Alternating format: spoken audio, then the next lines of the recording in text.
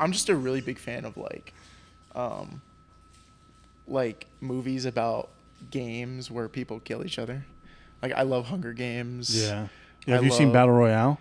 Yes, love Battle Royale. It's Maze Runner. Yes, I've seen that. You know what movie I really liked, and I wasn't thinking I would? It was Ready Player One.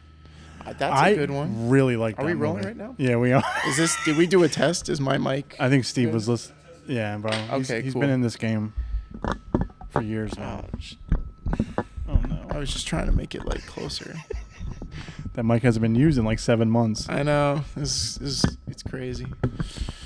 Wake up, little Mike. All right. Hey guys, what's going on? Welcome to a new episode of Long Ash Podcast. I'm Chris. And I'm Tyler. We have a special guest today. He's Tyler. Sorry. Was I not supposed to introduce myself? It's all right. He told me earlier he was super excited. Then he said he was nervous, so I think everyone got to see the nervousness. But no, Steve is back there filming us. Yeah. And the episode today is going to be a mixture of two things. Tyler has never smoked a cigar. Never in my life. Ever. So I wanted to do an episode of smoking with a rookie. He thought it would be a good idea to have him light cut and smoke on camera. Yeah. I think it'd be entertaining. So just don't bash him too much. And then we're going to talk about kind of our journey as independent filmmakers. Tyler went to school for film, I believe. Mm-hmm. They're building a robot downstairs. And we just want to kind of talk about, I saw a comment a few weeks ago on our YouTube channel. Someone asked if they want to hear some of my influences or inspirations as a filmmaker, and I felt like it would be a good conversation with you as well. Because I can always talk about movies. Yeah. We're a few years apart, but grew up on the same movies, I feel like. A few years apart, yeah. Yeah, like 13. Fuck you. No, I'm kidding. But I think it's more like 10, right? Yeah. Sure. No, I'm kidding. But no, we both went to film school, but I think a lot of our influences are the same. I would say you and Steve are more tapped into all things pop culture. Mm-hmm. And when I say that, I mean anime is so when I was your guys' age, maybe I wasn't really in tune with it, but I felt like it wasn't necessarily cool to be like, hey, I like anime. I really don't think that. Maybe I just no. And I went to an art school, and I felt like the kids who really liked anime, everyone's like, we're gonna stay away from them. But there was also really pretentious people who were like, Tarantino is my god. I love Tarantino, but me too. I think you can get a lot of great influences from foreign films that I never really dabbled in a lot until I got a little bit older. But first, before all that movie talk, because we could start, I'm introducing him to probably one of the best cigars out there. One of my favorite is the Davidoff Grand Cru. I felt like it was a good mellow to medium body for him. Do you have a drink? Shit. I forgot. I was going to go get like a soda. If you want to go get one. Yeah, we could work around it. I knew. I was going to grab like a sugar packet too. Yeah, go get one. Yeah, it's Steve's last day today. I don't know if I don't know. And but you know what's a good job though, Tyler? Yeah, walking right directly in front of the camera.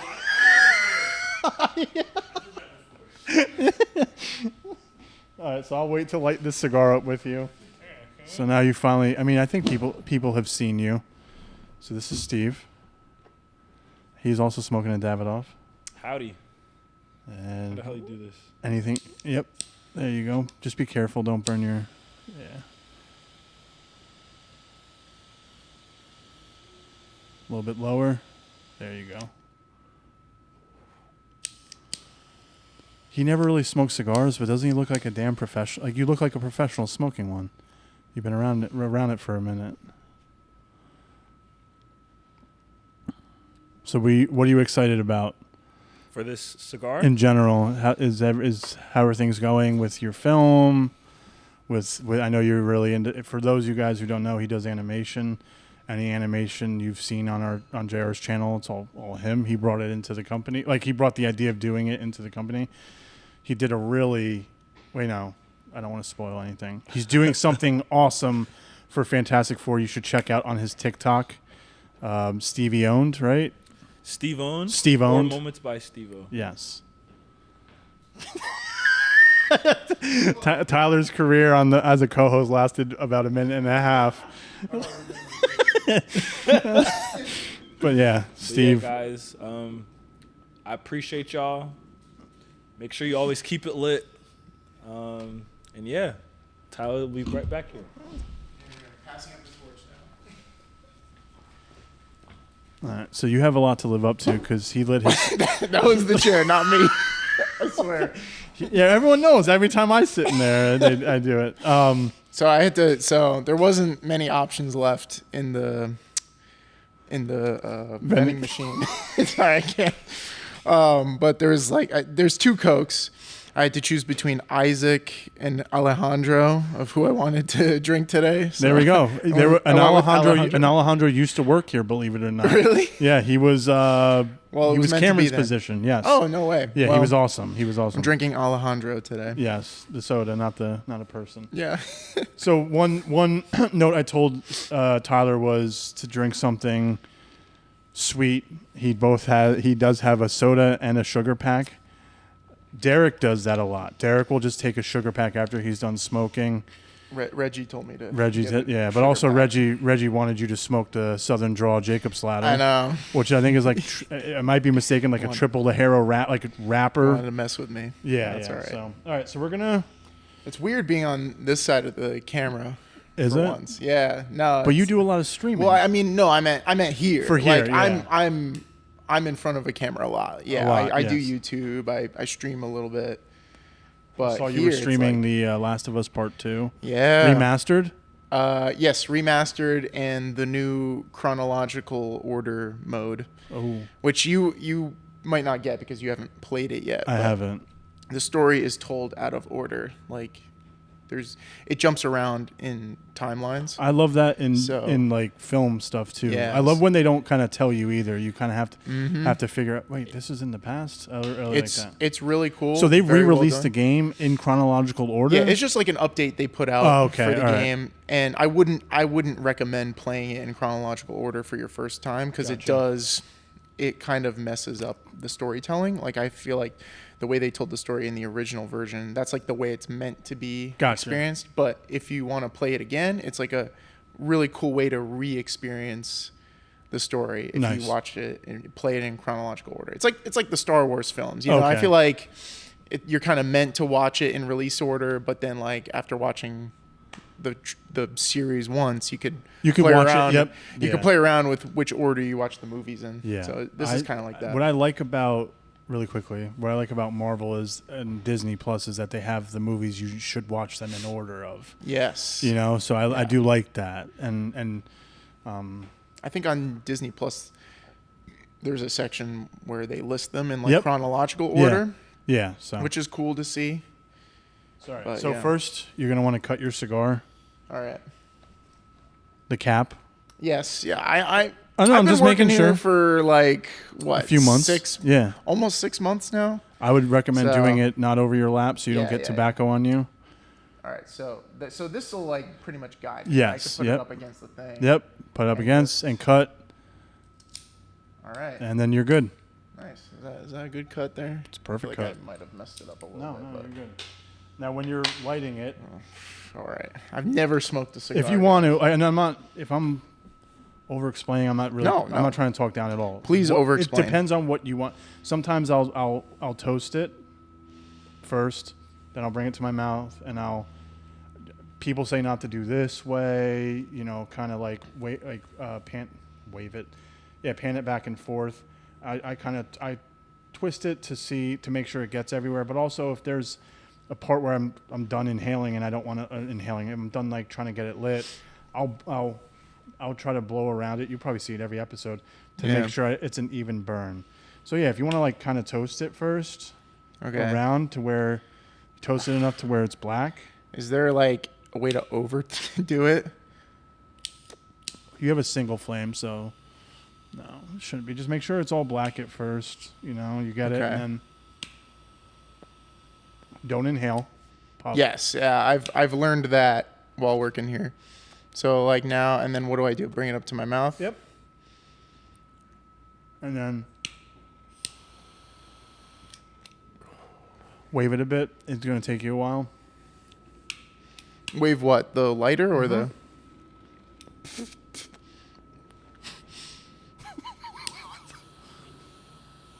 Don't move. Yeah.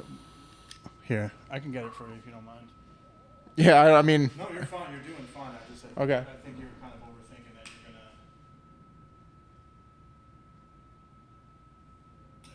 Puff. I think I did it wrong. Wait. Wait, what? I felt it go anyway. How do you puff?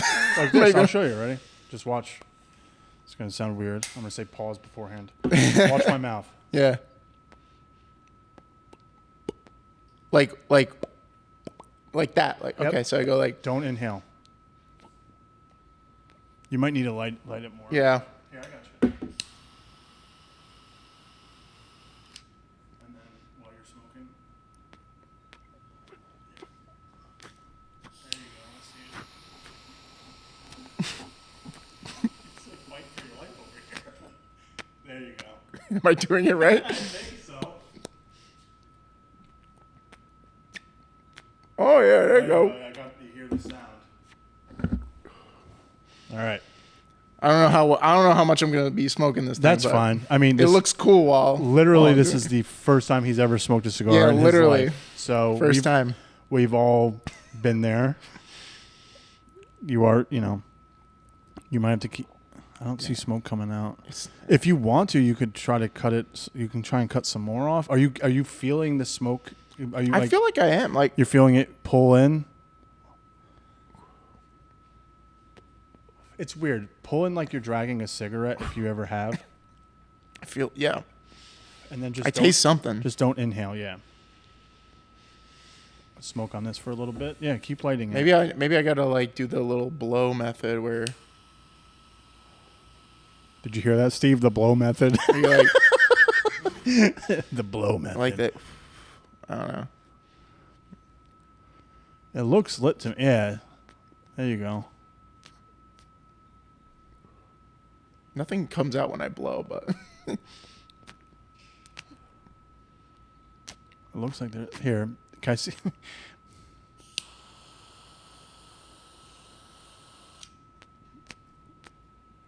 Are you inhaling when you're lighting it? no. I just saw smoke come out, so I think you're. All right, I think we're good now. I think we're good. All right. So anyway, where were we? We haven't really even started, but no. Yeah, no, not really. And throughout, I would like to hear your thoughts on My thoughts on the cigar? Yeah, but I'm not trained enough for that. okay, all right. No, I mean, If go it's ahead. like if you're no, I'm saying if you're not getting anything, once you're over it, I hate to say it like that, but once you're over it, you could just put it down. Like Okay. don't feel like you have to smoke. I don't know if I mean, I think it's fine. there's any episodes you've seen where Nick is just. There's been episodes where Nick didn't even want to smoke. You will get some on you, so yeah, I don't just think I let got it a little happen. bit on me Yeah. already. I forgot about that. And when you're ashing, oh yeah, try show me how to roll. ash. Try to roll. Yeah, roll. Don't do this, like Okay. because you're not putting it out. And even when you're done with it, you could just let it sit instead of bashing it. This was like not an uneven burn. It's all good. So, Tyler, tell me about your journey. My journey. No, I'm kidding. My film. No. journey. Start where if you want to, like kind of like the beginning of your film journey. Any projects you've done, things you've done in the art world, and then we'll definitely get to our influences on what kind of drives us to want to be filmmakers. What was your first love? Was it directing? Was it writing? Was it acting? Was it? All right. Was it? Wait, what were you gonna say? Cinematography? Yeah, it was like another element. I only So- say directing, writing, acting. But was there another element that really got you into it? Funny enough, when I was a kid, like really little, I wanted to be an actor. Okay. I don't know, something about it. I just wanted to be. I think it was just like I wanted to be like famous. Yes, I feel like yeah. every kid has that dream at one point. But I also just really liked the idea of like acting as a career, like getting to be in like these big movies, getting to like pretty much like play pretend for a living. Did you and your brother ever do like home? Oh yeah, Yep. My sister and I too. So, my brother and I started doing our own videos, but that was after I kind of pivoted towards wanting to do directing. So anyway, real quick, I wanted to be an actor, but then as I watched more movies, and plus my dad is the one, I have my dad to thank for like getting me into movies. He's a big movie buff. I pretty much get my love of movies from him. When I was a kid, like every Friday, back in like elementary school, every Friday we'd go to our local Blockbuster and like pick out a movie. I miss Blockbuster, man. I think I was like the last. I was the last generation to enjoy Blockbuster as a kid. Yeah, there was nothing better than like on a Friday, even Saturday morning, but mainly like Friday night, going there and like they had the perfect setup. Like the front counter, they had all the snacks. That marketing aspect of how the storefront looked or how the stores looked were perfect because you go, you check out a movie. What kid isn't going to be like, I want M&Ms, I want popcorn, I want, So then you pick up snacks and you bring it home, And it's perfect. And one of the best parts that I loved as a kid is the video games. You can rent a game. I used to rent a game for like the PS2 or the Wii, and I'd get to like play it all weekend. Sometimes I feel like I wish we had something like that now. There's no more video game stores out there, right? Like GameStop's not really. There's GameStop still. Really? Yeah. Every time I go into a GameStop, it's sad. It is sad. I still like to go to a GameStop and browse, but I haven't bought anything from a GameStop. Because you could just buy it right through. You could just buy online. Whatever console. And I do like when it comes to like really good games that I'm like looking forward to and hyped for. Like, I will try to get like a physical edition just to like collect it, like all of the two Last of Us games plus like the remake that they released. I have all those as physical copies, but now it's just so much more convenient to buy it digitally. But I remember when for like Christmas and birthday my wife bought me a PS5 as a combined. I was like, I don't want anything else. She's like, but I got you the console where you could put the games like in. No, with the disc drive. The disc drive. That's the one I have. And I was like, yeah. She's like, oh, I didn't know if I was like, no, I still like to own games. No, that's the better version to have. And it's also a Blu-ray play. Like I used to play all my DVDs on my 360 on my Xbox One. So yeah, I mean it's like an to me it's like an all encompassing thing. So. Also, you get to, if you have the disc drive, then it allows you to like kind of share games with your friends. Like if you have the disc, because all of so PS5 can play PS4 games. Yeah. I have like most of my PS4 games on disc. So like if I didn't have the disc drive, I would never get to play any of those games again. But I can also like lend, if I have the disc, I can lend it to other people. No, it's that they can play. I like doing that too. Yeah, my one friend, he got the PS5 without the disc drive, and I think I had like a Spider-Man game. I was like, oh yeah, like I'll just lend it to you. Like you can have, and I was like, oh wait, no, I can't. I can't because you didn't get the disc drive. You can't do that. But I wish they had something like GameStop today, because games are so expensive now, and honestly, like sometimes it's hard to know if you're getting your money's worth with games these days, especially with AAA games. I wish there was something like GameStop where you can get it, like play it for a weekend and see if you like it, and then return. Yeah, and then you could return it, and then if you liked it a lot, you can buy it. Or if it wasn't for you, then you can forget about it. That's not a bad business idea. Like a Blockbuster you know for what? games. GameStop should do that. Yeah, they should. If GameStop wants to stay in business, I feel like they should offer something like that. That would be really good for them. Hopefully the CEO of GameStop's watching us and is not at a Coldplay concert. I already liked the thing that they tried doing with like the GameStop Retro, where they were selling retro games. I feel like that kind of died. No one really talks about that anymore. But so anyway, really quick. Anyway, that was you're good. One thing you're gonna learn about me is that I go on tangents. I want to make sure that tangents are fine. So do I. I wasn't saying it for that. I just want to make sure really do want to hear you. Like, Yes. I want to get So- into what is our, why Right. we love making movies. So Right. you wanted to, so your focus was more so directing. Yes. Because your dad was like a lover of movies. Yes. He'd show you guys movies, all different types of movies growing up, right? Yeah, and good movies. Like Yeah. every weekend, he would show me like he would show me movies that like he grew up on. Yeah. So like we would always watch movies from like the 80s. Which is important. A lot of comedies. Yes. Yeah, and he's the one that got me into Star Wars. Like he was showing me the Star Wars movies. That's cool. And like, yeah, it was really cool. He showed me like Aliens for my man. first time. Yeah. Did he? I think he showed me. He was the one that showed me Terminator 2 for the first time. I think. Yeah. One of the better ones. Mm-hmm. That's So- that up there for me rivals against the first one a lot. Oh, I think I think it's Terminator better. 2 is better. Yeah, than I think it's the best Yeah. in the franchise, It's so good. in my opinion. So Did you go to school for film? yes, I went to college. So I really became. Yes, I went to college. I meant, I went to school. Yes, I know went what to. you meant. So my love for film really started around middle school. That's when I started watching. That's when I started really become a movie buff. I discovered Quentin Tarantino when I was like in maybe 7th grade. I watched. I think the first film I watched of his was Kill Bill Volume 1. Wow. And it wasn't even because it was Tarantino. I just heard about Kill Bill. I was like, oh, because I was really big into like action movies at the time. I was like, I want to watch a really good action flick. So I watched Kill Bill. I remember seeing written and directed by Quentin Tarantino. I was like, oh, I've heard that name before. Like that's Yeah. familiar. Watched that one, loved it. Watched Volume 2, not as good as Volume 1, but still good. And then from then on, I just like watched all of his movies because I just loved I love his dialogue so much. I love his directing style. I watched Pulp Fiction. Pulp Fiction still to this day like one of my all-time favorite movies. For a while, it was my favorite movie. But I've gotten to a point now where I don't really have a favorite movie now because there's just so many to choose from. But it's in my 4 favorites. It's on always Letterboxd. it's So- always tough when someone asks you what's your favorite movie. And then my question back to them is, are we doing genre or are you talking all time? Because I can that's do good. genre. Yeah.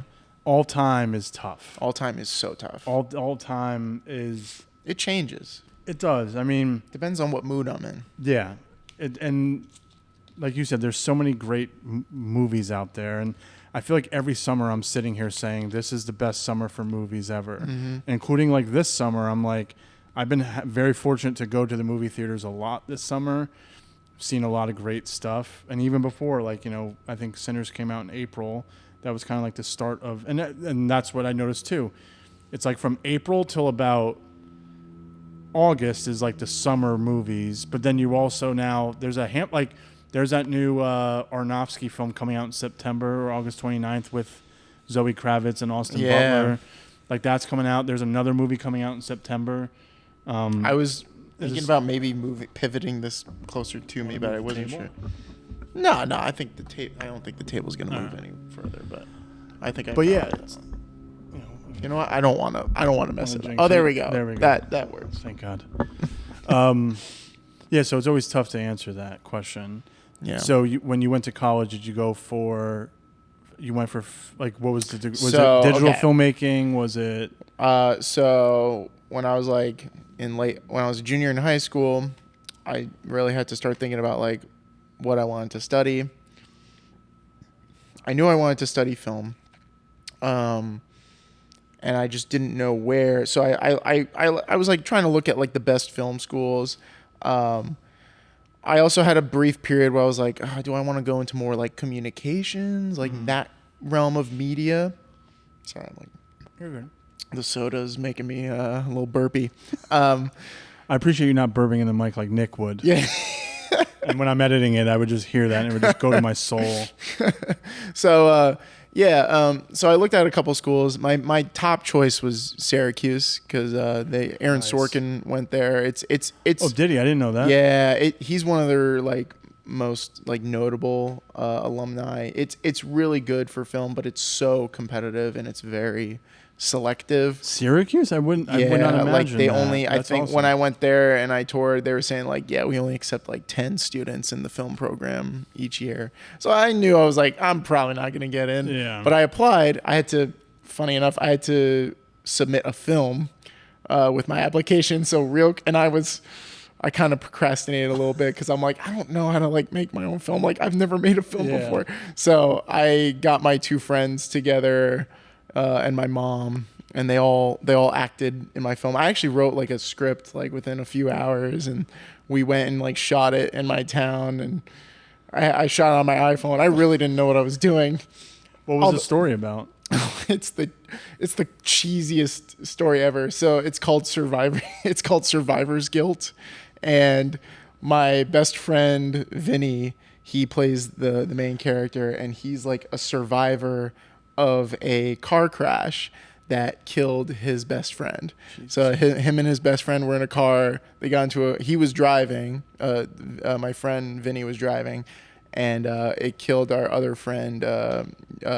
My friend Jason played the dead friend. So basically, he's like kind of depressed. He goes out on a run. I would hope so. Yeah, he goes out on a run, and all of a sudden he sees his dead friend. Like he as like a ghost. Like he kind of appears in front of him. Like he looks normal. Like trust me, I did not have the ability to make him look like a ghost. Like he just looks like a guy, but he like pops in.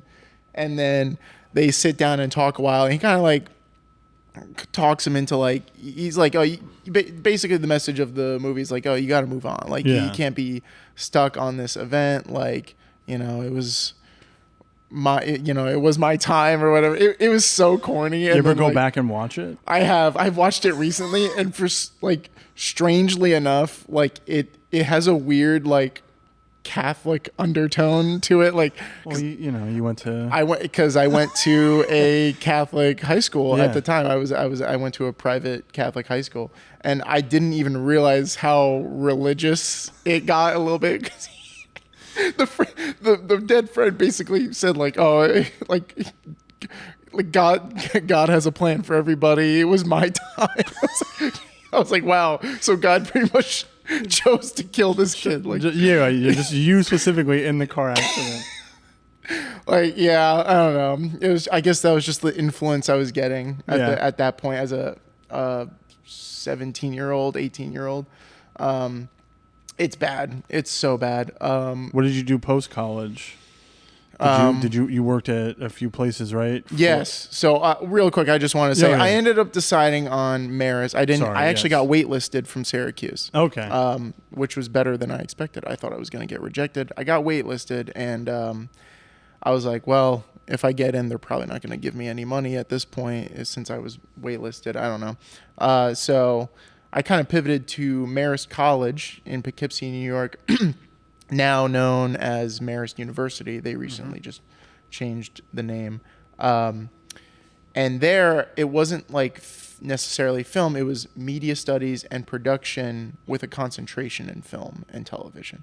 I feel like that school gave me a nice, broad education of like kind of media in general. I feel like they really... They kind of prepared me well for like the world, because now I can because I feel like if you study film in such a narrow way, like if you're just focused on film, I feel like that kind of limits your opportunities when you first get out of college and in terms of like jobs and stuff. So like I feel like I got a pretty well-rounded education there. Great school, loved my time there. I was fortunate enough to land a job being a social media like video editor for Warner Bros. Discovery, specifically because at the time this was like they just merged Discovery and Warner Brothers. At the time I started on working for Discovery Plus, the social media page for Discovery Plus, so like the Instagram videos, the TikToks. I was editing those. Then they kind of merged the social media team, so then I started working on like HBO Max more. Then that became Max. Yeah. Now they're going back to HBO Max. It's nuts. So I was a contract worker there. I worked there for 2 years. You have a cool little story. You cut together like a sizzle reel for Sydney Sweeney. Oh yeah. So and then she reposted it or something like that. Yes. Yeah. So when we were getting ready for the Max launch, the rebranding, they had me put together like 3 little compilations or montages for, you know, a couple actors that were pretty well represented in the HBO library. Like they've been in a bunch of stuff for HBO. So one of them was Zoe Kravitz. She's been in a bunch of stuff, especially in like also Warner Brothers movies too. The other one was Murray Bartlett, I believe. Yes. That's how you say it. He was in White Lotus. Yep. And he was in Opus. oh yes, he was in Opus, but he was also in Last of Us. He was in that great episode of Last of Us. And Sydney Sweeney was the last one, and so because she was in like Euphoria, White Lotus, a couple other stuff. She was in this like Amy Adams miniseries. I forget the name, but Sharp Objects. Yes. Which it looks really good. I've never seen it, but it looked really good. So I made this whole video for Sydney Sweeney. I'm not gonna lie. I think I did a pretty damn good job. I think it came out really well, and Sydney Sweeney actually saw it and like reposted it on her story. That's awesome. So that was like a highlight in my career, getting You're recognized. 1 degree closer to her than I'll ever be. Yeah. So it's, you know. I got recognized. My work got recognized by Sydney her, Sweeney, yes. which is crazy. By the soap maker herself. Yes. That's pretty cool though. And then then I think not to tell your story, but you started here after that, right? Yeah, pretty. There was a period of time where I was job searching. Don't sound so depressed going from HBO. Well, I mean, I would be too. No, it's not that. HBO I'm Max saying to it here. was a long period of time of me trying to find work after HBO, like because the job market out there for I guess like videography / video editing work. It's tough. It's so competitive, and you would think working at a big company like Warner Brothers would give you a leg up. No, not really. Even when I was applying to other like social media specific jobs, I was like, look, like I have all these videos that I made for go HBO take a look Max. and Like, see. Yeah, some of them have like millions of views. I'm like, you know, I know what I'm doing, but it was hard. It was hard out there. Yeah. Well, when we hired you, I mean, I know I went through the process of bringing you on first, and then Jim and Nick interviewed you as well. Mm-hmm. We all were very impressed with what, you know, we're just very impressed by like you in the interview, your work, and I feel like you were able to get it. And a lot of the video stuff you see now for JR and Cigars.com is, you know, when I was out on paternity leave, it was all Tyler. Steve helped as well. They do a lot of stuff for, you know, we do a bunch of video stuff for, I'm not trying to pull back the curtain, but just a lot of different companies. But for the podcast specifically, anything like that was all, was Tyler editing it and whatnot. Mm-hmm. So what are some, and I'll join in the conversation too. I'll stop asking you questions like you're on an interview again. But no, what are some of, you said your dad raised you on movies he grew up on. I'm sure there was movies that came out when you were in middle school and high school that you ended up gravitating towards. So like what are some directors, what are some films specifically that kind of inspire you for your like personal work or writing or anything that you enjoy making yourself? That's a good question. I'd say I have 2 big ones, which might seem like basic picks, but I just really love these guys. I don't think they've ever made a bad film. Quentin Tarantino and Christopher Nolan. I mean, when it comes to the types of movies I want to make, it's pretty much like a combination of like those 2 guys. Now, question for you: do you think? I think Tarantino is extremely influential. I think Scorsese's the films, because one of my favorites is Scorsese and Fincher. I don't want to say, I think Nolan is very inspirational, but I think Nolan is he does so many different movies, different themes, different types of movies. He's kind of like one of one.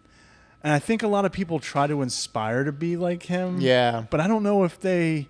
I feel Yeah, like, I don't think I'll ever. Like, I'm not saying I'm ever going to be. I'm not going to be the I'm next not saying it Christopher me Nolan. neither. No. I'm not but even saying that. I just feel. I do see that though. So there are people out there that try to be like Christopher Nolan and it's kind of fail. Right? But, like, yeah. I feel like every time an Ari Aster movie comes out, Martin Scorsese's like, that's my favorite movie that year. And I saw Eddington. I heard it was nuts. Yeah. We could talk about that in a minute. I've never seen it. I haven't seen it yet. Or I can give you like my little But review. I feel like, and I would love to hear your point of view on this, if Scorsese grew up in this era, he would probably be making movies maybe similar to, because I don't think anyone else makes movies like Ari Aster. Like, no one makes movies like people him try either. to. Like the cult like movie. But I don't know. I feel like, you look at Taxi Driver, you look at a lot of the other films he did, like Mean Streets when he first started. I'm not saying they're close to what Ari Aster does, but I feel like, Mean Streets and Taxi Driver for sure was ahead of its time. You're following one character around in New York City who's mentally ill and coming across these other characters. I don't know.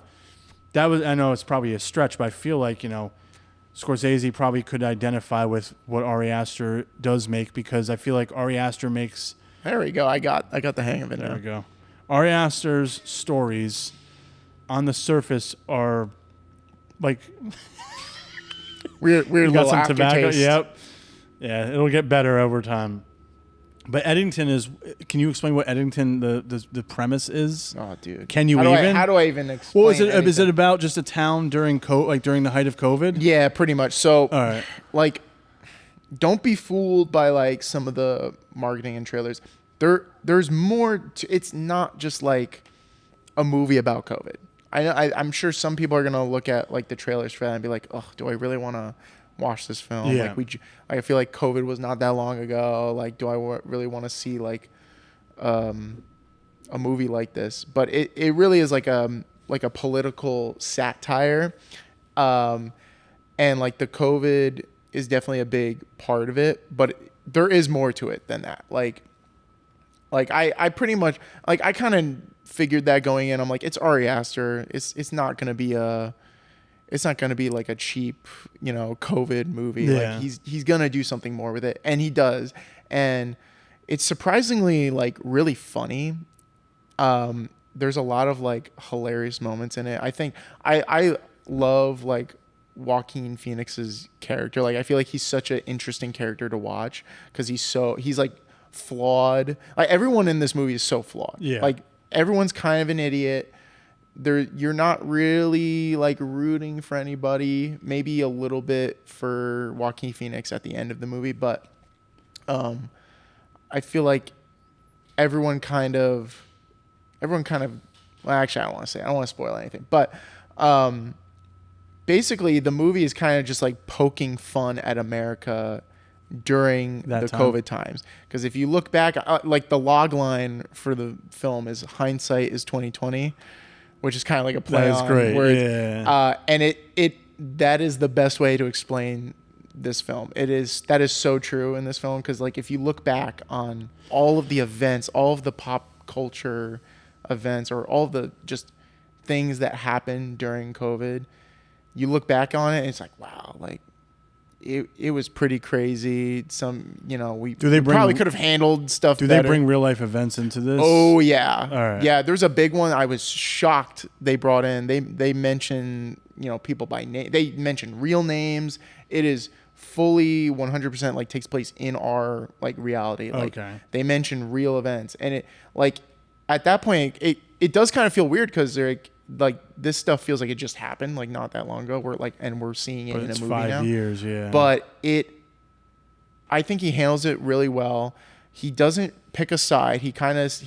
I like how he pretty much has like a nuanced take in this film. He tackles these events with nuance. Like he doesn't pick a side. It's not like it's not right wing, it's not left wing. He kind of takes like a centrist viewpoint and kind of just shows the hypocrisy and lunacy and idiocy of kind of all these different sides that were kind of fighting each other during the COVID pandemic. Yeah, I really want to see it. I've seen mixed reviews. And there online. It does take a weird turn Well, of course. in the last act.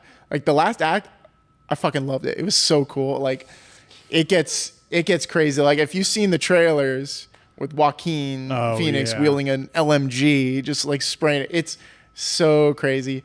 And How was Emma Stone? Surprisingly, like underutilized. Like she doesn't have a lot of screen time. I feel like her role is the one that's.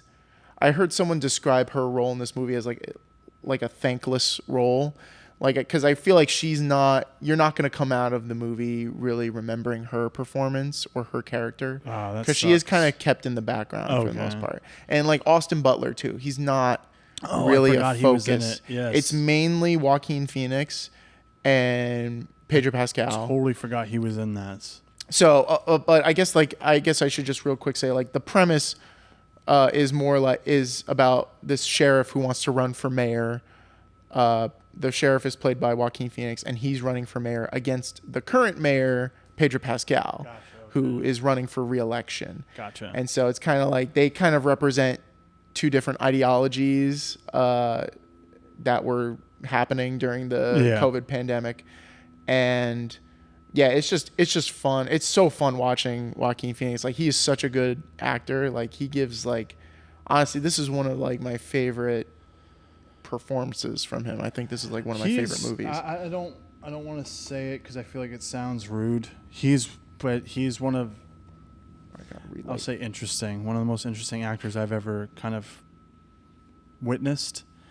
I think you see him in interviews. You see him. He's very, I don't know. I feel like he's out of the public with certain things. Mm-hmm. He's really just dedicated to his craft. But then he'll hop on and do a Theo Vaughn podcast. He was on Theo Vaughn? Yeah. No way. Yeah. I have to watch that now. Yeah. That's crazy. I would not expect that from him. He's like talking like this, and thank you for having me on. Like, I don't know if he's socially awkward. I have no idea. He's definitely reserved. He's definitely reserved. Which he just seems extremely socially awkward, and I think, we could tie into what what we're talking about. I feel like when it comes to actors, they're either very reserved or very like outgoing. Yeah, very outspoken. I haven't seen outgoing. I really haven't seen an in between. I feel like some actors come, do the job. If the movie doesn't really require a press tour, they don't do it. Mm-hmm.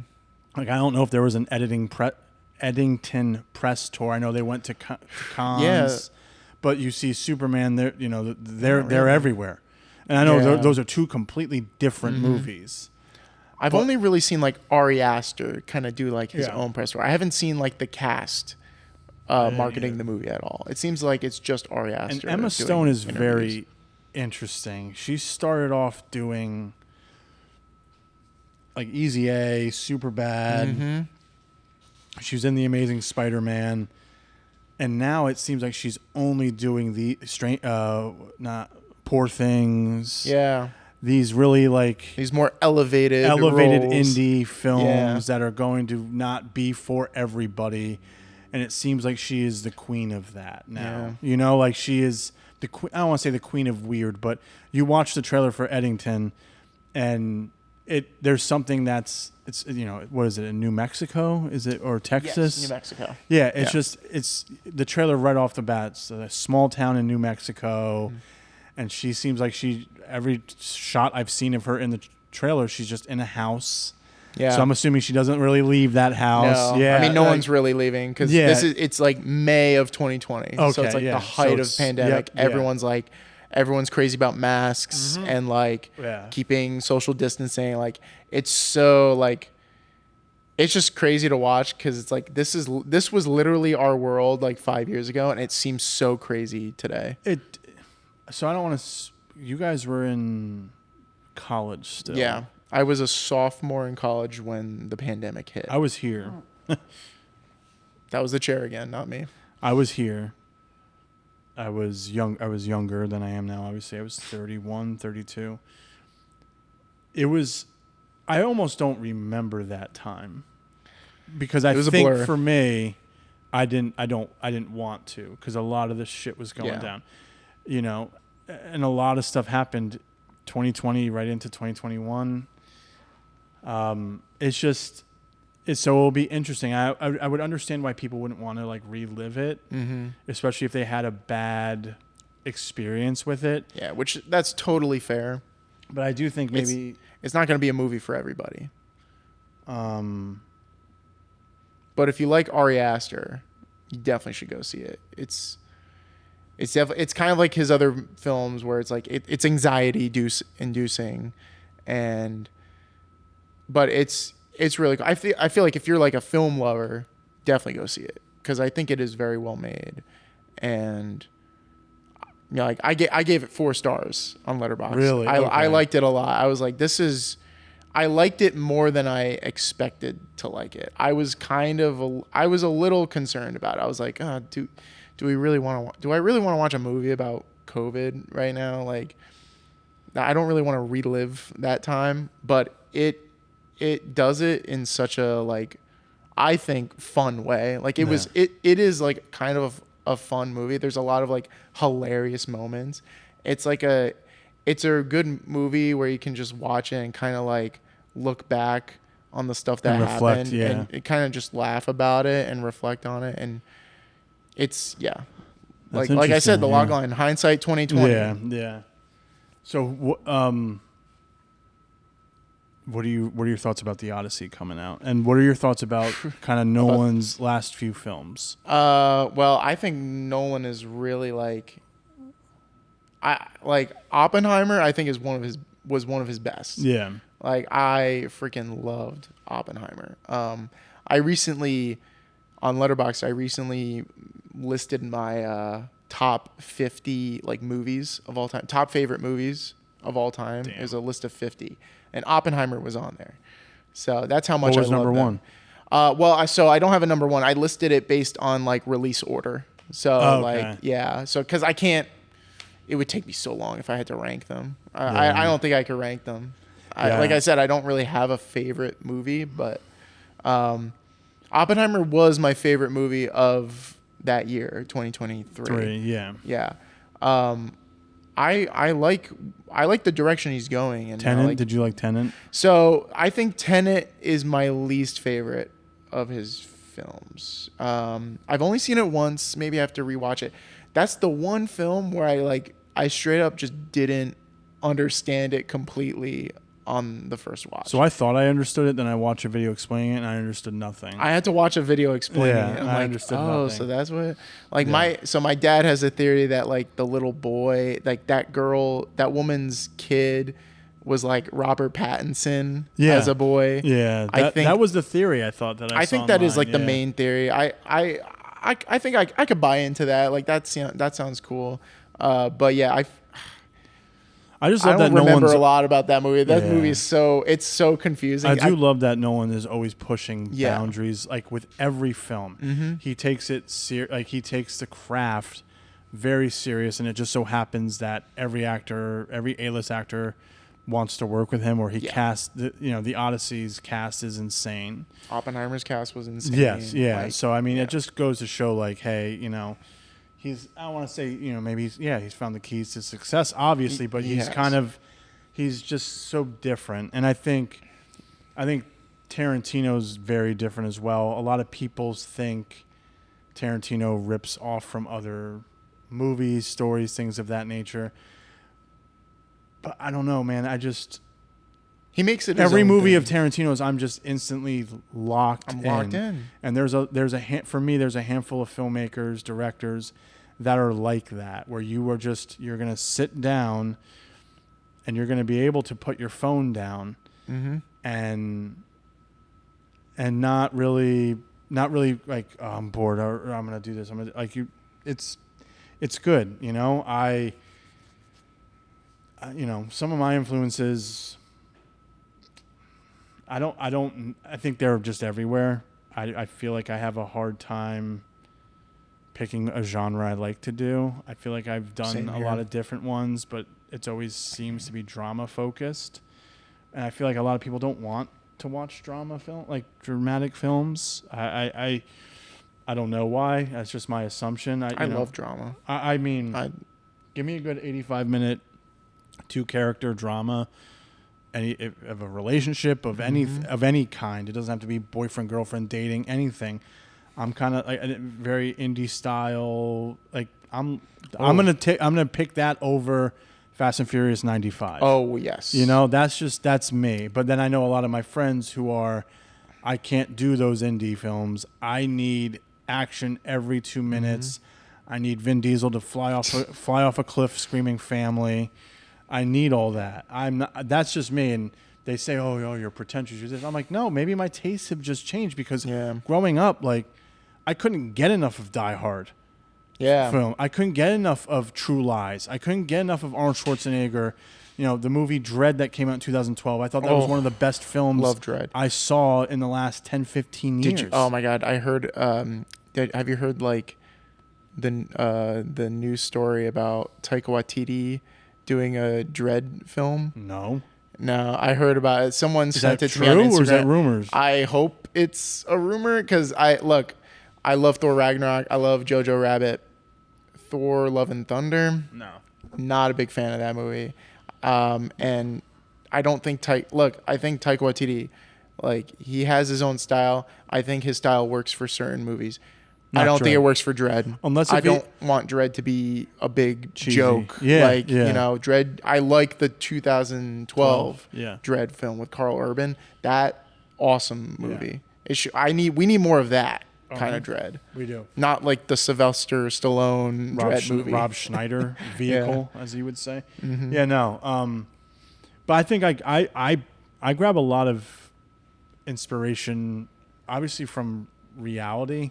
I think one thing about me, if you ever, you guys know me, if you ever meet me, I do put kind of real life conversations I have or situations into my projects, but also any movie that's like that, any movie that, like, I think I don't want to make this a whole Eddington episode, considering I never saw it, but to kind of be kind of ballsy 5 years after, like, it happened to make it.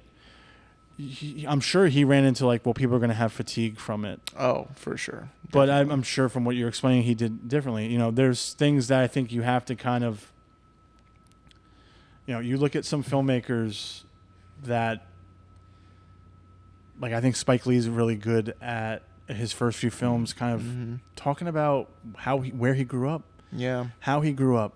There's things like that. And I wouldn't say, I think Scorsese does, like Goodfellas might be like an homage to Italian American heritage and, like, the mob and things of that nature, but I don't know. It's just, it's tough to see what you just draw. I mean, if you're a creative person in general, I think you kind of just draw inspiration from anything, like what you're feeling at the time in your life versus, maybe what you're, plus what you're watching at the time, So, that you remind me about something. You were talking about how you love a good, like, kind of indie drama. That reminds me of a really good film I saw recently.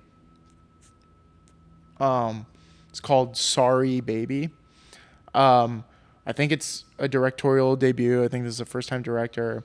Not a lot of known actors in it. I'm actually, I saw some familiar faces, but I can't think of any of their names. Yeah. But I've definitely seen them and stuff. Really, really good film. Nice. Like, it's from, so it was bought by A24. They're distributing it. It's currently still in, like, a limited release, I think. Like, is that girl Eve Victoria or Eve Victor? I believe so. Yes. I remember her during COVID where she would do these videos. Oh, okay. Like, have you seen her other work? It was like internet videos. Okay. I couldn't even describe them to you. It kind of reminded me of that girl that's all over TikTok now, Delaney Rowe. Have you seen her? No, she does she does parodies of, like, the confident young, like, woman in an indie movie Who Wants to Stay Single. Oh, It's I've seen those. Yeah. Those are that so girl, funny. Eve Victor. Okay. Or Victoria, I forgot her name. I remember seeing her in that still where she's like holding up a cat or something. Okay. I remember yes, that's seeing the her movie. like she was on. I saw her all on You- Twitter like 10 years ago. You would love the movie. Okay. Yeah. Like after hearing about like your taste, it's right up your alley. Like, It's have you seen so, Blue Jay? No. Mark Duplass and Sarah Paulson. No. I It's think maybe- you told me about It's it. maybe 80 minutes.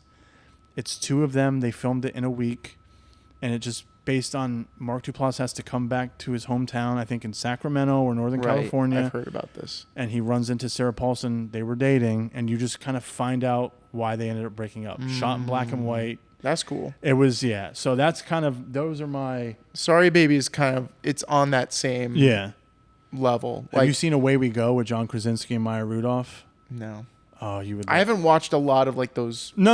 I movies, mean, I but- think it's also the time. Too. But like, I want to like, go back and watch I was those your now. age when those movies came out. Yeah. So you were in middle school. Yeah. So you're What year? When did that come out? I'm not telling. What year did Away We Go come out? Yeah. I'll look it up afterwards. I think 2009 or 2010. Oh, okay. So I was So like you were around middle 10 years old. Yeah. Yeah. No 10-year-olds watching that. Yeah. No. You know, but that's I was a great watching like Transformers and Yeah. Marvel and stuff. one. yeah. You're watching Iron Man. Iron you Man. know, F shit up. But no, those movies are always, and TV shows like Atlanta is very.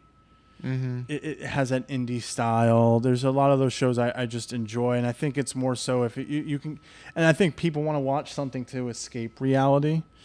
I think people want to watch movies to kind of escape from the shit that's going on in the world. Mm-hmm. But if you can kind of bring to life what's happening in any decade, any time period, and you can bring it to film, I don't know. There's something very impressive about that for me. Like I've always wanted to make an idea for a film about just a content creator, but with a horror twist, because I think someone tweeted out, and this is what I'm saying. This is the inspiration I got. Someone tweeted out how exhausting it must be to be a full-time freelance content creator, and I'm talking more so about influencers who are online. Yeah. You have to film every day. Mm-hmm. If you're having a bad day, but you still have to film, like when you have a bad day at work, you can kind of put your headphones on and be like, ignore everybody. But your money, your bread and butter is to, hey everybody, how you doing? Like You have to put on a face. yeah, like that's that. I'm not. I mean, know, you hear I'm a not- lot of real life horror stories about people. yeah, who and go I'm through not that. taking away from obviously doctors, cops, like those jobs are tough. They really are. And I'm not saying content creating is really, really tough, but it's kind of like how I look at athletes. Mm-hmm. When an athlete says, I'm depressed, I have mental health issues. Why are you depressed, bro? You got 90 million in the bank. You got 2 Exactly. houses. All right. But maybe you don't feel satisfied enough to where you're like, you might feel like a bigger purpose than just throwing a football, shooting a basketball, throwing a base, And I think that's kind of, when you get caught up in that content creating where you have to create every day, like that has to be draining. That has to be. Like I couldn't, of course I would love to be a full-time actor and writer and make movies for the rest of my life. I would love that. But man, these actors who are, we were joking about it last week, the Pedro Pascal's in like 7 movies this year. Yeah. That's gotta be exhausting. And it's got to be exhausting when like the whole world is watching you. Yeah. All the time. Like when you become that big, People you lose your privacy. Yeah, and people think it's exhausting that he's in every movie. Okay. But it's got to be exhausting for him because he's on press junket after press junket after press junket. He's going to Comic-Cons because now he's in the Marvel Universe. Then he does a movie like Eddington, and people could be kind of like, why would he do that? He did The Materialist, which I heard was very... Like, I did not hear anything good about that movie. I liked it. Did you? Yeah. I thought it was good. I know a few I like people... Celine's song. Oh, Like, she's yeah, good. yeah. I know a few people who didn't like it. So you have to hear all that stuff. And you probably don't have a day off when... I don't know about you guys. There's times where I'm like, I don't want to come into work today. And Yeah. sometimes these... Anybody, any job, it doesn't kind of... Yeah, I don't know. It doesn't I feel like you work can't that really way. take a day off as No. an actor either. Because you're always like... I wouldn't be surprised if Pedro Pascal takes I don't know when they're filming the third season of Last of Us. I wouldn't be surprised if he's taking time off now He's not for gonna a be in few that years. shit. Oh yeah. Oh duh. I forgot. Yeah, he's not going to be in the third season. I forgot. Unless no, they, I don't know if there's flashbacks and stuff, so I don't know the game yet. I forgot though. They kind of did all the flashbacks in Okay. season 2. Like I don't. Yeah, They could bring him back So for we could certain things. we could but see him they kind of don't need just him for take a season break, 3. Yeah. collect the paychecks from everything he's been in, and take a few years off. That's normal. I've seen I think Ryan Gosling did that. A few actors have done that. I think that would really I think he needs to do that. I think that would really help his image too, because I think people are starting to get fatigued by how much he is in everything. Every meme I see, they're going to remake a Basic Instinct movie, and they have that shot of Sharon Stone with his face on it, or what is it? I think for the sake of his career, I think he should probably take at least a year off. Yeah, I think he's made enough money now from all these films he's been doing. Last of Us, he got paid a few million an episode. Oh, did he? Yeah. And he's From what I saw barely in online. that show now. Yeah. He's barely in the I think second he was in season. 8 episodes. Yeah, which is crazy, total. So yeah, between 2 seasons. Yeah, which episodes, is nuts. Yeah. So yeah, we'll start wrapping up because I think it's definitely lunchtime for all of us. Yeah, it's definitely. Oh shit! Right. It's definitely lunchtime for all of us. So yeah, this was fun. I hope. Yeah, we're hoping that you're going to be on here more. Hell yeah! I feel like there's a lot I didn't even get to say. I know. Yeah, I'm sorry. Yeah, I didn't want to do a 2-hour episode. Maybe. No, that's fine. Did you? It's less work for me. Yeah, true. You're editing it. From what you were able to smoke, what were your thoughts of a cigar? I mean, did you even get past the first third? I don't think I saw so. smoke. I don't think so. I finally figured out how to smoke one, how to get the smoke gun, but this thing just kept going out because I wasn't smoking it. Yes. Yeah. No, I'm like that. We'll have to practice more. It's fine. This one I didn't. I guess this is a more mellow cigar. Medium, I didn't feel like it wasn't too strong. Good. It was good. It's just weird. I've seen you guys smoke on here for so long. I was just curious to see what it would be like to try one, and it was pretty cool. Yeah. We'll see. If I could do it again. Nice. Good to know. I don't think I'm gonna become a smoker, but I'm not. But come by Christmas, he's like. These flavor notes, he'll become a cigar nerd. Yeah, I don't really taste any flavor you notes won't. besides for it took me cigar. It took me a very long time to develop my palate, so where I could point out if there's sweetness in it. So, but thank you for coming on, Tyler. Thank you for having me. Thank you again, Steve, for filming. We appreciate it. Make sure, guys, to comment, subscribe to our YouTube channel, Spotify, TikTok, Instagram. Give us, share, likes. We need all that. We'd love the support you guys are in the comments and messaging us. And it's Tyler, I'm Chris, and as always, keep it lit. There we go.